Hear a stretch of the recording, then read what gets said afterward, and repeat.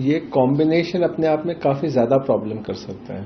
Pollution हम हर साल ही देखते हैं कि जब इस टाइम बढ़ता है तो लोगों की खांसी, सांस की दिक्कत, ये सब प्रॉब्लम्स बढ़ जाते हैं।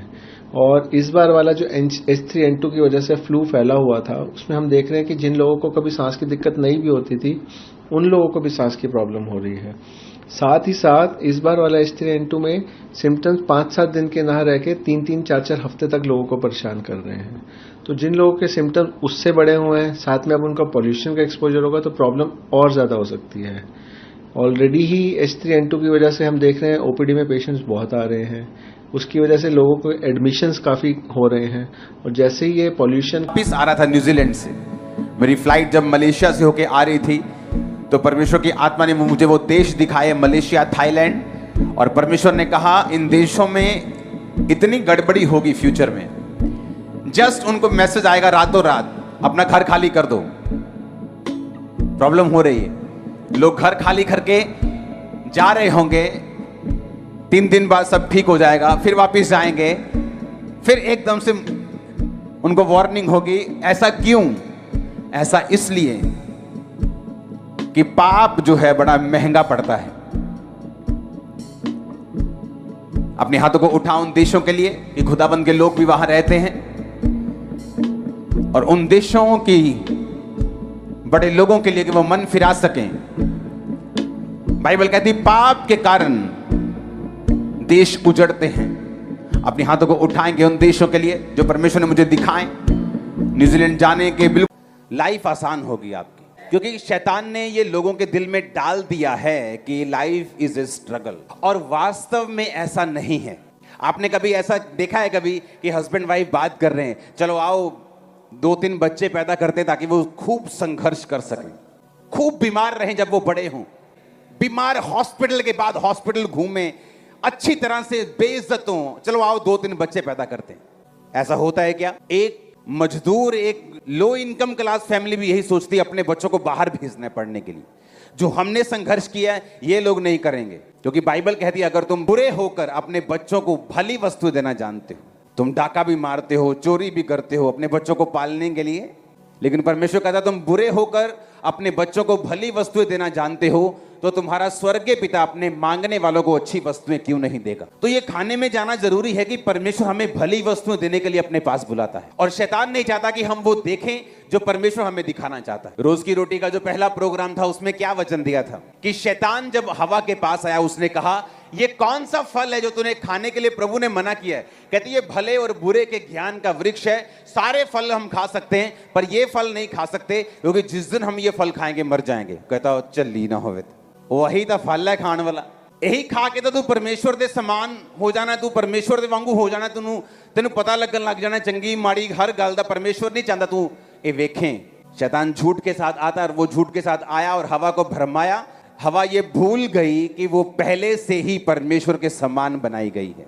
बाइबल कहती परमेश्वर ने आदम को, हवा को अपनी समानता में अपने जैसा बनाया। एग्जैक्ट परमेश्वर ने अपनी कॉपी आपको और मुझको बनाया। तो उसको शैतान ने उसको भरमा दिया कि नहीं ये खाना पड़ेगा तेरे को। बाइबल कहती जब उसने खाया और परमेश्वर जब शाम को वाटिका में घूमने के लिए आया तो परमेश्वर ने कहा आदम तू कहाँ है? उसने कहा मैं तेरी आवाज सुनकर छुप गया था क्योंकि मैं नंगा था। उसने कहा किसने बताया तू नंगा है? क्या तूने वही फल खाया जो मैंने खाने के लिए मना किया था? कहना हाँ, हवा ने मुझे दिया और मैंने भी खाया। और तब वो डिसीजन लेने लगे क्या अच्छा है और क्या बुरा है। कुछ बुरी घटना हो गई, ये बुरा है। इसहाक की 20 साल शादी नहीं हुई, ये बुरा है। और जब मसीह में आप लोग आते हैं और मसीह को ग्रहण करते हैं कि वो मेरे लिए काठ पर लटकाया गया ताकि मेरे श्राप खत्म हो, वो श्रापित बना।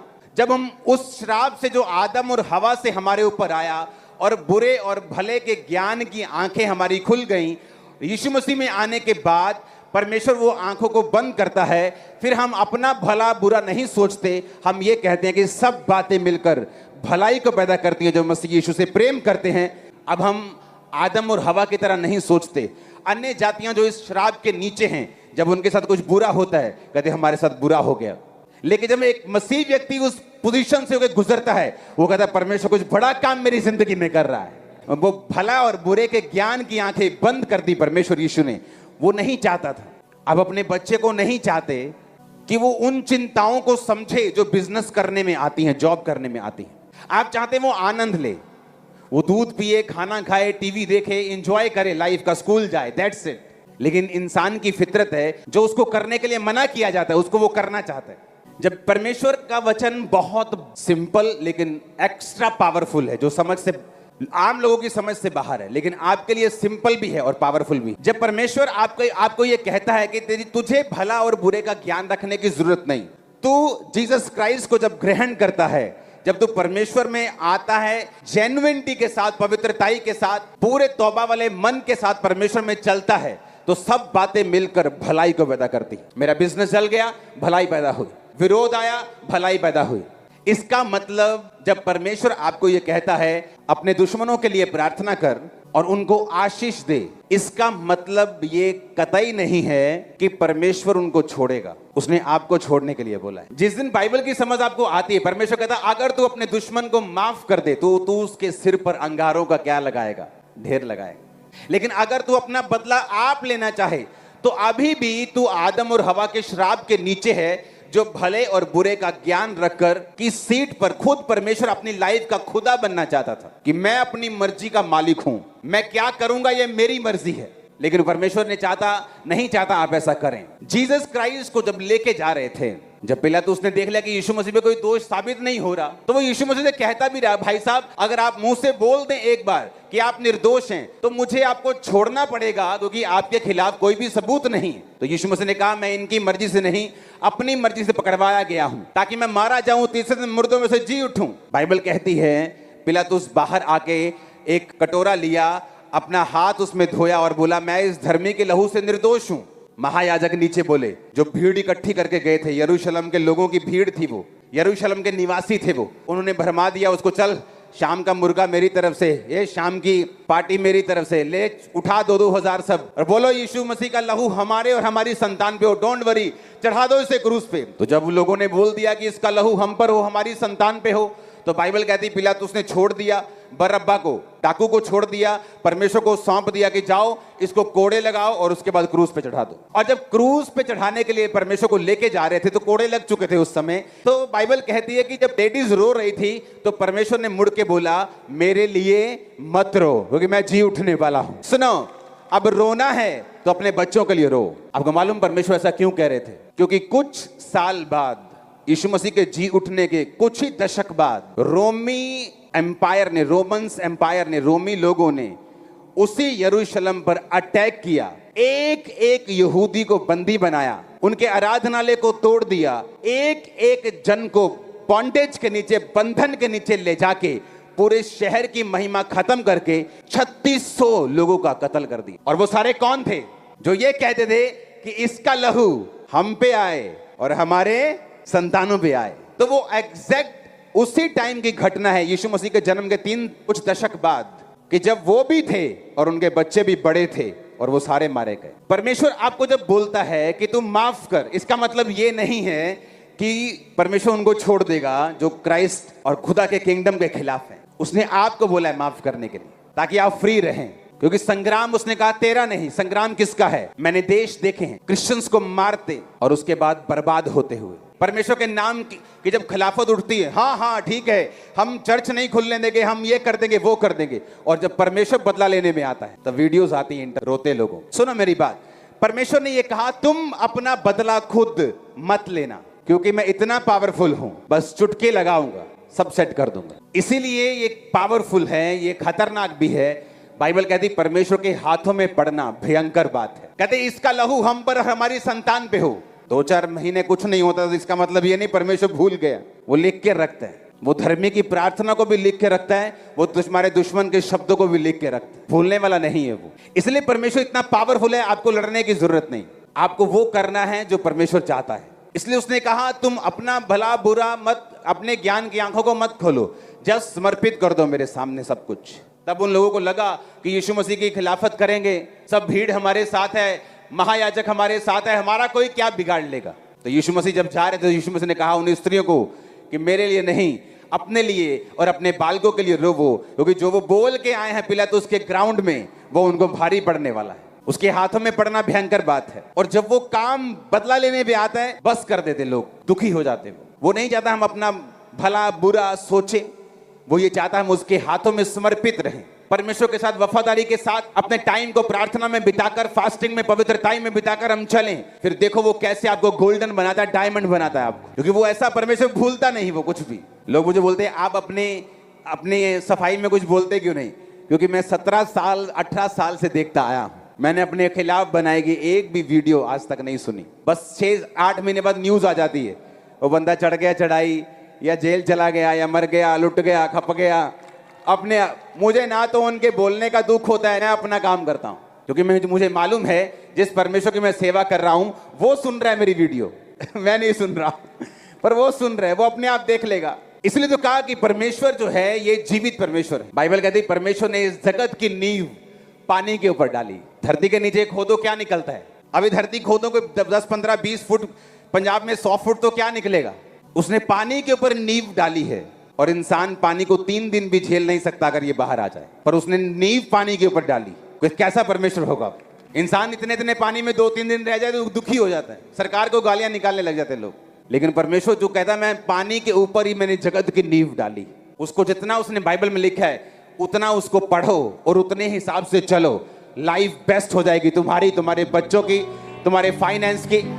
आने वाले टाइम में जो परमेश्वर मुझे दिखा रहा था, मैं आपको बताऊंगा आने वाले टाइम में क्या होगा, किस तरह से फाइनेंशियली ट्रबल्स देश फेस करेंगे। मैं आपको बता रहा हूं, प्रार्थना कर रहे हैं हम, लेकिन मैं आपको बता रहा हूं प्रोफेटिकली कुछ चीजें होंगी जिन्हें प्रेयर्स रोक नहीं सकती, लेकिन प्रेयर जो धर्मी होंगे उनको बचा सकती है, उनको स्ट्रांग रख सकती है, उस परीक्षा के दिन में उनको निकाल सकती है। लेकिन वो कुछ चीजें होंगी जो होंगी ही होंगी, कोई प्रेयर उन्हें रोक नहीं सकती। और वो आने वाला समय आसान नहीं, खासकर फाइनेंस में। लेकिन बाइबल कहती है परमेश्वर ने इसीलिए तो आपको चुना है, ताकि जब आपको परमेश्वर ने चुना तो आपकी लाइफ आपकी इकोनॉमी पे डिपेंड नहीं करती, आपके मौसम पे डिपेंड नहीं करती। आप क्राइस्ट में छुप जाते हैं, भले और बुरे को देखना बंद कर देते हैं, सब बातें मिलकर भलाई को पैदा करती है। आप इस वचन पे चलना शुरू करते हैं और परमेश्वर भी हर चीज से भलाई को पैदा करना शुरू करता है।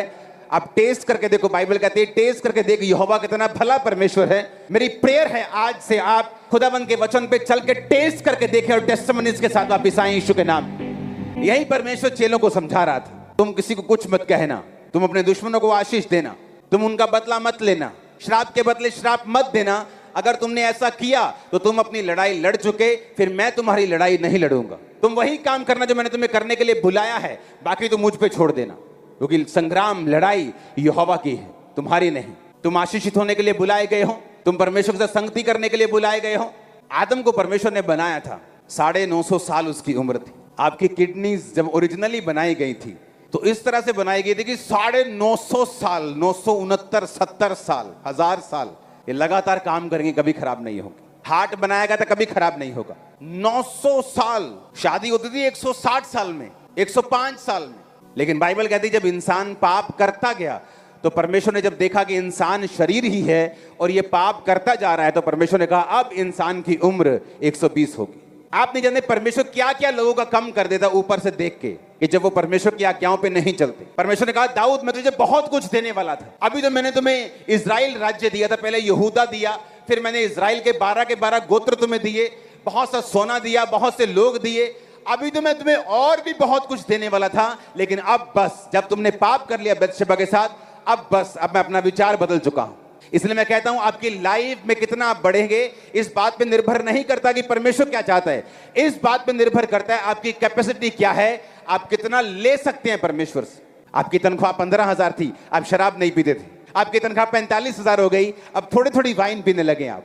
तो परमेश्वर सोचता है तू गरीब ठीक था, तू 15,000 में ठीक था, तू 45 लेकर शराब पीने लगा है, तू ठीक था गरीब, तो सीधा चर्च आता था, गाड़ी लेने के बाद अब तू लड़कियों को घुमाने लगा है। मैं पछताता हूं तुझे ब्लेस करने से, आगे से मैं तुम्हें इतना ब्लेस नहीं करूंगा।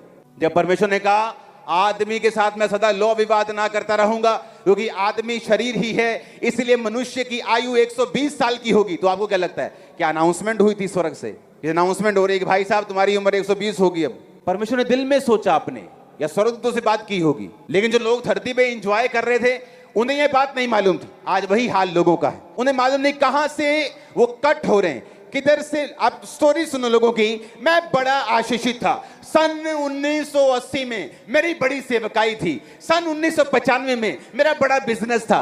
उसके बाद क्या हुआ? परमेश्वर आपको टेम्परेरी आशीष नहीं देता, आप अपने बच्चों को एक दिन अमीर और एक दिन गरीब नहीं रखना चाहते। आप चाहते आपके बच्चे सदा आशीषित रहें। परमेश्वर चाहता आपकी लाइफ, आपके पूरी फैमिली हमेशा ब्लेस्ड रहे।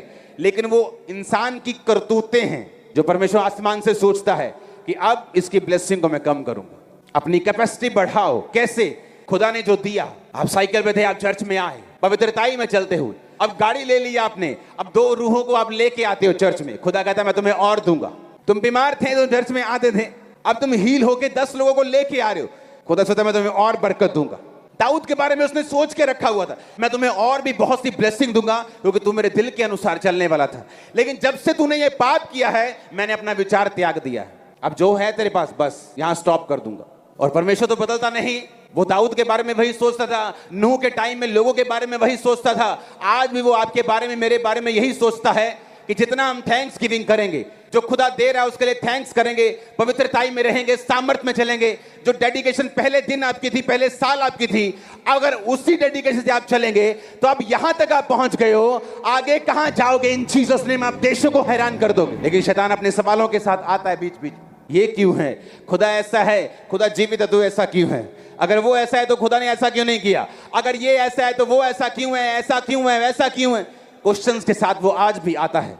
इसलिए मैंने कहा वो क्वेश्चंस का हल परमेश्वर के वचन के ऊपर चलना, उसके वचन की नॉलेज रखना, और दूसरा अपनी परीक्षाओं में स्थिर रहकर एक्सपीरियंस हासिल करना, फीलिंग्स वो निकलने की हासिल करना, ताकि शैतान के जलते हुए तीरों को बुझाया जा सके। अगर आप यहां पहुंच गए, इमेजिन करो विश्वास के साथ आगे कहां तक जा सकते हैं, किस ऊंचाई को आप हासिल कर सकते हैं अगर परमेश्वर आपको यहां तक लेके आ सकता है तो। इसलिए उसने कहा आत्मा को मत बुझाओ, भविष्यवाणियों को तुच्छ मत समझो, गैर भाषा में प्रार्थना करके अपने अति पवित्र विश्वास में बढ़ते रहो, क्योंकि तुम्हारा परमेश्वर सोया नहीं। वो जानता है तुम्हारे दुश्मनों को जवाब कब देना है, वो जानता है तुमको कब बढ़ाना है, वो जानता है तुमको परीक्षा से कब निकालना है। तुम उसकी प्रिय संतान हो जिसको लहू मोल दे के खरीदा गया है, तुम फालतू के नहीं। एक पहलू ये है जीसस क्राइस्ट का कि क्रूस के ऊपर वो लोगों को कह रहा है, कील ठोकने वालों को, हे पिता इन्हें माफ कर। लेकिन वो दूसरा पहलू जो 70 AD में यरूशलेम के ऊपर अटैक हुआ, आराधनालय तोड़कर बनाकर 36 लोगों को मारकर कत्ल कर दिया गया, वो पहलू किसी को पता नहीं। वो जीसस ने अपना काम किया, परमेश्वर ने अपना काम किया। आप माफ करेंगे, आप अपना काम कर रहे हैं। परमेश्वर बदला लेंगे, वो अपना काम कर रहे हैं। आप नहीं चाहते वो बदला ले ना ले, आपने माफ कर दिया, आप फ्री हो, आपकी स्पिरिट फ्री है। आपको मालूम है आप खुदा का काम कर रहे हो, आप अपने बाप का काम कर रहे हो। कहीं आएंगे कहीं जाएंगे, आप अपना काम कंटिन्यू रखो। The show must go on. परमेश्वर अपने आप पकड़ लेगा, जिसको पकड़ना है, जिसको छोड़ना है छोड़ देगा। वो आपका सच्चा परमेश्वर है, उसके जैसा कोई नहीं। वो भूलने वाला परमेश्वर नहीं। इसलिए तो उसने आदम और हवा से कहा था कि भाई तुम्हारी लाइफ बड़ी सिंपल है, तुम्हें भला बुरा जानने की जरूरत ही नहीं है, वो मैं देख लूंगा, तुम बस मेरी उपस्थिति में रहा करो। और शाम के टाइम परमेश्वर आदम के पास आता था, उसकी उपस्थिति में रहने के लिए आदम को बनाया गया था। ठंडे समय वाटिका में परमेश्वर फिरता था, आदम से बात करता था। और आदम को इसलिए परमेश्वर ने 100 साल उम्र नहीं दी थी, 950,000 साल का आदम बनाया गया था। वो तो गिरने के बाद आदम 950 साल के करीब जिया, अगर ना गिरता तो पता नहीं कितना साल जीता। वो गिरने के बाद भी 950 साल उम्र थी उसकी, पता नहीं अगर ना गिरता तो पता नहीं 10,000 साल का आदम होता। क्योंकि परमेश्वर नहीं चाहता कि आदम की उम्र थोड़ी हो, क्योंकि परमेश्वर जिसके साथ समय बिताना चाहता था उसकी लंबी उम्र को देखना चाहता था, एक लॉन्ग टाइम परमेश्वर उसको देना चाहता था। और किस काम के लिए आप बनाए गए हो? परमेश्वर से समय बिताने के लिए। आप डॉक्टर हो, ये आपकी दूसरी बुलाहट है। पहली बुलाहट क्या है? उसके साथ समय को बिताना, परमेश्वर के कामों को करना, ये पहला काम है आपका। और जब आप पहला काम अच्छी रीति के साथ करेंगे, परमेश्वर मेक श्योर करेगा आपकी लाइफ की सारी चीजें, उम्र लंबी हो, वो ब्लेस्ड हो, वो शैतान के अटैक से बाहर हो। लेकिन जब वो देखेगा कि आदम को जिस काम के लिए बनाया गया वो काम तो छोड़ दिया उसने, वो तो फिर रहा है, वो तो भटक रहा है इधर उधर। और इसलिए परमेश्वर ने आदम को, उसने लंगोट पत्ते के बना लिए थे। परमेश्वर ने बाइबल में लिखा कि उसने चमड़े के अंग रखे आदम को पहना दिए। चमड़ा कहां से आया? एक भेड़ कुर्बान की गई, उस भेड़ की कुर्बानी के साथ उसके चमड़े से आदम और हवा के नंगेपन को ढक दिया गया। वो भेड़ यीशु मसीह थी। और ये प्रोफेटिक वर्ड था कि यीशु मसीह की कुर्बानी से ही तुम्हारा नंगापन ढका जाएगा। और थैंक यू जीसस बोलो, हम ढके गए हैं आज। लेकिन आज चर्च में बहुत से लोग आए होंगे, मेरे फाइनेंस के लिए प्रार्थना करवाने के लिए मैं आया हूं। तो उन्हें यह नहीं मालूम कि तुम अपने फाइनेंस की ब्लेसिंग के लिए पैदा नहीं हुए थे, तुम परमेश्वर के साथ समय बिताने के लिए पैदा हुए थे। जब तुमने अपना पहला कर्म छोड़ दिया, मेजर काम जो किसके लिए बनाए गए थे छोड़ दिया, तो बाकी सब चीजों में तुम दुखी हो। जिन लोगों को लगता है मेरा काम ही मेरा धर्म है, मैंने बड़ा दुखी देखा है उनको, आज नहीं तो कल। वो काम हमारा दूसरा है, वो पहला काम कुछ और है। आप जब लग गए उस पहले काम में तो परमेश्वर आपका मकान बनाना शुरू कर देगा। कौन सा मकान? आपकी लाइफ रूपी मकान। चट्टान के ऊपर वो नींव को डालेगा, धीरे धीरे धीरे धीरे, क्योंकि चट्टान के ऊपर बनाए घर को टाइम लगता है, लेकिन वो पक्का बनता है। लेकिन जब आंधी और तूफान और बाढ़ें आएंगी तो तुम्हारा घर नहीं ढटेगा, क्योंकि वो पक्के के ऊपर बना, वो रेत के ऊपर नहीं बना हुआ। जब आप परमेश्वर में चलना शुरू करेंगे, दुनिया क्या कहती है, क्योंकि दुनिया इमरजेंसी में फिर काम नहीं आती, लेकिन इमरजेंसी में इनको पुकार के देखो, फोन बंद कर लेते रिश्तेदार। अब मुझे जरूरत नहीं पड़ी, 19 सालों से लोग बताते फोन बंद कर लिया, मिलते नहीं जी, बात नहीं सुनते इमरजेंसी में। लेकिन ये बोल सकते हैं जीसस को मत मानो, चर्च मत जाओ, तुम्हारा धर्म बदल देंगे। लेकिन यीशु मसीह ने क्या कहा? इमरजेंसी के दिन तू मुझे पुकार, मैं तुझे उत्तर दूंगा, मैं तेरा हाथ पकड़कर तुझे संकट से छुड़ाऊंगा। संकट के दिन मुझे पुकार, मैं तेरी महिमा को बढ़ाऊंगा, मैं तुझे छुड़ाकर। ओ आमीन, मुझे वाला चाहिए चर्च। तो तू मुझे पुकार इमरजेंसी में, अपने रिश्तेदार को पुकारने की जरूरत नहीं। अगर तेरा संबंध परमेश्वर के साथ है तो कहता उसे पुकार। हालेलुया। यही काम करने के लिए, परमेश्वर के साथ संबंध, रिश्तों को कायम करने के लिए आप बुलाए गए। फिर आपको अपना भला बुरा सोचने की जरूरत नहीं। मैं 29 की हो गई हूं, मेरी शादी नहीं हुई, बड़ा बुरा हो रहा है। डोंट वरी, अच्छी चीजें, अच्छे हस्बैंड बनने में टाइम लगता है कई बार। आप बेस्ट को लोगे इन जीसस ने। अगर आप परमेश्वर में हो तो, अगर आप अपनी लाइफ को पवित्रताई में चला रहे हो, प्रार्थना में चला रहे हो, आपको बिलीव करना है मैं बेस्ट को लेने वाला हूं, मैं बेस्ट को लेने वाली हूं। आमीन। आपको यह विश्वास करना है फिर, क्योंकि बाइबल कहती, परमेश्वर ने कहा कि सब बातें फिर मिलकर भलाई को पैदा करती हैं जो मसीह से प्रेम करते हैं, अर्थात वो जो उसकी इच्छा के अनुसार बुलाए गए, चुने भी गए हैं यीशु के नाम में, बैप्टाइज हैं, पवित्र आत्मा से भरे हुए उसकी संतान हैं। बेस्ट को लेने के लिए तैयार हो जाओ। आमीन। मेरे को खड़कदार चाहिए, जरा ऊंचा सा। शैतान की योजनाओं को समझो कि वो क्या कर रहा है। इस तरह से वो आपके इमोशन से खेलता है, आपकी भावनाओं से खेलकर आपको बड़े तरीके से धीरे धीरे एक एक स्टेप में जाकर फंसाकर, और फिर वो अपनी मर्जी को पूरा करने की कोशिश करता है। लेकिन परमेश्वर का आत्मा भी काम करता है। अगर आप वचनों को सुनेंगे, टेस्टिमनीज को सुनेंगे, संगति में बने रहेंगे, मन कई बार ना हो तो भी प्रेयर में बने रहेंगे, परमेश्वर साबित करेगा अपने भलाई को आपकी लाइफ के ऊपर। टेस्टिमनीज आपकी लाइफ का हिस्सा होंगे। आमीन। ऊंचा चाहिए चर्च। हालेलुया। परमेश्वर की ओर से आशीष को प्राप्त नहीं करें।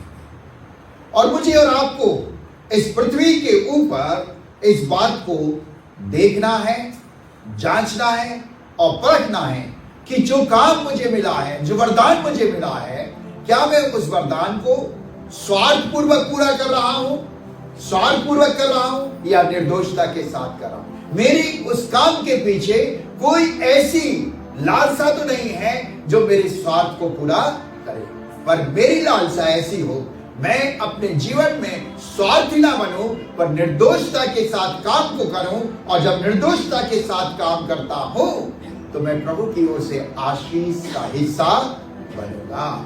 मैं निश्चय प्रभु के घर में प्रवेश करूंगा। आपके घर में बहुत से बुजुर्ग होंगे, है ना? बहुत से लोग सास ससुर की सेवा इसलिए करते हैं कि शायद बुढ़ापे में उनका धन उनके पास पहुंच जाएगा। बहुत से लोग इस प्रकार सेवा करते हैं। और बहुत से लोग परवाह नहीं करते, हमें तुम्हारा कुछ भी नहीं चाहिए, हमें तुम्हारी किसी चीज की लालसा नहीं है, हम जो कुछ कर रहे हैं अपना माँ, अपना बाप, अपना भाई, अपना प्रिय समझकर कर रहे हैं, हमें तुम्हारी किसी चीज की आवश्यकता नहीं। और जो इन विचारों के साथ अपने बुजुर्गों की, दुखियों की, लाचारों की सेवा करते हैं, वो परमेश्वर की ओर से आशीष पाते हैं। रूत ने न्योमी की सेवा जो की, वो स्वार्थ के साथ नहीं की। न्योमी के पास क्या था? कुछ था? कुछ भी नहीं था। फिर भी वो न्योमी के साथ आई, न्योमी की सेवा उसने की, और उसके एवज में न्योमी ने रूत की चिंता की और कहा, क्या मैं तेरे लिए ठाव ना देखूं? क्या मैं तेरी चिंता करके तेरा घर ना बसाऊं? और परमेश्वर ने उसे इतना ब्लेस किया रूत को कि वो आज खुदावन यीशु मसीह की वंशावली में कायम की गई। मेरे प्रियो, मैं और आप इस पृथ्वी पर जब विश्वासी कहलाते हैं तो मुझे और आपको अपने कामों में निर्दोषता को प्रकट करना है। हम अपने बुजुर्गों की सेवा निर्दोषता के साथ करें। हम अपने उन कमजोर लोगों की सेवा निर्दोषता के साथ करें और बिना स्वार्थ के साथ करें। और जब बिना स्वार्थ के साथ आप सेवा करेंगे, परमेश्वर कभी आपको अभाव नहीं होने देगा, कभी अभाव नहीं होगा। परमेश्वर आपको भरपूरी के साथ देगा। परमेश्वर आपको मांगने से बढ़कर देगा। परमेश्वर आपके लिए उनके द्वारा इतना सब कुछ करवा देगा कि आप सोच नहीं सकते। हमारे जीवन के अंदर पूरी तरह से स्वार्थ रहित जीवन पाया जाए। हमारे अंदर किसी प्रकार की लालच ना रहे। अब देखिए दूसरा शमूएल उसका 22वां अध्याय और उसके 21 पद को पढ़िए।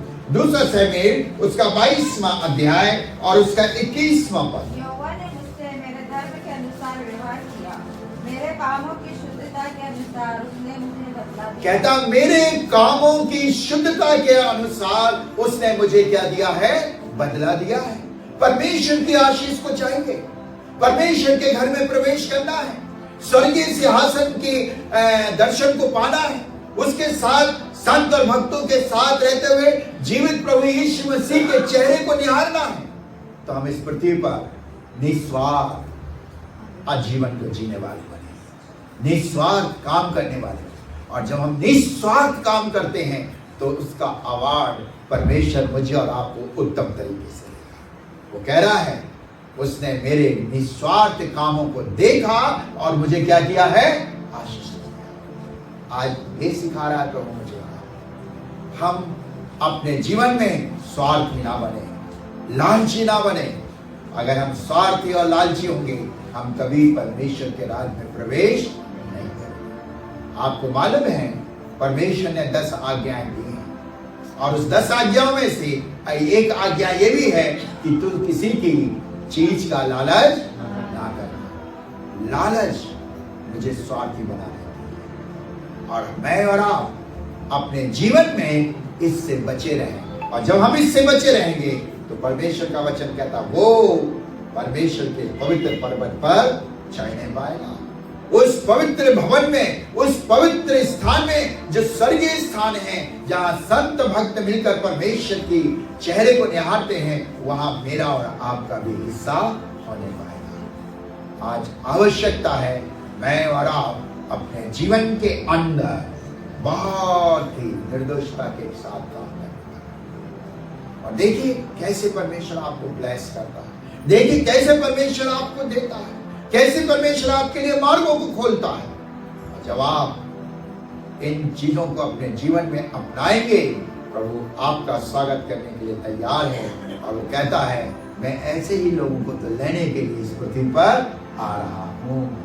जहां मैं रहूं वहां मेरे ये निर्दोष बेटे और बेटियां जिन्होंने निस्वार्थ रहकर इस पृथ्वी पर सेवा की है, वो मेरे पास रहने पाए। अगला विचार आज के लिए 24 अध्याय का 4 पद। और हृदय शुद्ध है। कितनी सुंदर चीज यहां पर लिखी हुई है मेरे प्रियो। स्वर्गीय राज्य में जाने के लिए यहां कटुता नहीं होना चाहिए। हम अक्सर प्रेज द लॉर्ड तो बहुत बोलते हैं एक दूसरे को, लेकिन एक दूसरे के प्रति क्या हम शुद्ध हैं? अंदर शुद्धता के साथ जीवन जी रहे हैं क्या? उसके लिए अंदर से हम ये कह रहे हैं सचमुच मैं हृदय की गहराई से तुमसे प्यार करता हूं और उसी प्यार बस मैं यीशु की स्तुति तुम्हारे साथ कर रहा हूं, है ना मेरे प्रियो। जैसे ही वो निकल गया है इसलिए समय बर्बाद कर दिया, यहाँ घंटे आ गया, बैठ गया, बड़े साथ तो आपने उसके साथ बड़ी बड़ी बातें की। जैसे ही वो निकला वैसे ही आपने क्या कर दिया? उसके माथा पीट लिया। क्यों ये आया? समय बर्बाद कर दिया। तो ये आपने अपने जीवन के अंदर उसके प्रति हृदय को शुद्ध नहीं दिया। और जब हमारा हृदय शुद्ध नहीं है तो कोई खाओ वो परमेश्वर के राज में प्रवेश नहीं करेंगे, वो परमेश्वर के पर्वत पर नहीं चढ़ने पाएंगे, वो परमेश्वर के दर्शन को नहीं लेने पाएंगे। और इसलिए खुदावन यीशु मसीह ने बहुत अच्छी बात कही है। मत्ती के 5 अध्याय और उसके 8वें पद को पढ़िए। मत्ती का 5 अध्याय और उसका 8वां पद।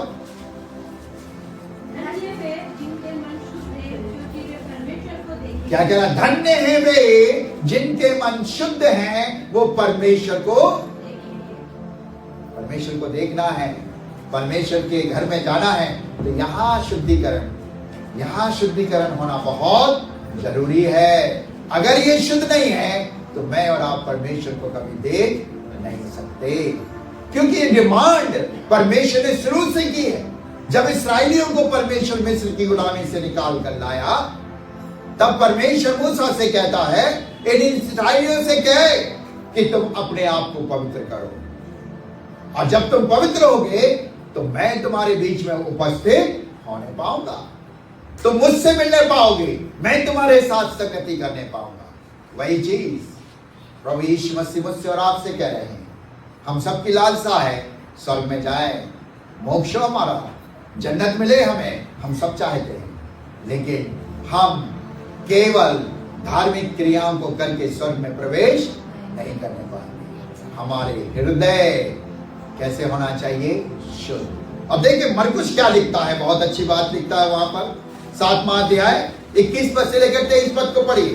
मरकुस 7 अध्याय और उसके 21 पद से लेकर 23वें पद। क्योंकि भीतर से अर्थात मनुष्य के मन से बुरे बुरे विचार, व्यभिचार, चोरी, हत्या, परस्त्री गमन, लोभ, दुष्टता, छल, रूठपन और कुदृष्टि, निंदा, अभिमान और मूर्खता निकलती है। ये सब बुरी बातें भीतर ही से निकलती। कहां से आ रही है ये सब बातें? अंदर से। जब अकेले बैठे तो कैसा प्लानिंग बनाते हैं ना, उसने मुझसे ऐसा बोला था, कल जाके बताऊंगी, मैं तो छोड़ूंगी नहीं, कल जाके उससे बात करूंगा, मैं उससे छोड़ बिना करे रहूंगा। विचार कहां से आ रहे हैं? अंदर से, है ना। सारी गंदगियां हमारी कहां है? अंदर है। इसलिए तो खुदावन यीशु मसीह कहता है, तुम अपनी अटारी को साफ करो, तुम अपनी अटारी के अंदर दियों को जलाओ। कौन से दिए? शुद्धता के। कौन से दिए? प्रेम के। कौन से दिए? क्षमा के। कौन से दिए? वो दिए जिससे परमेश्वर की महिमा प्रकट की जाती है।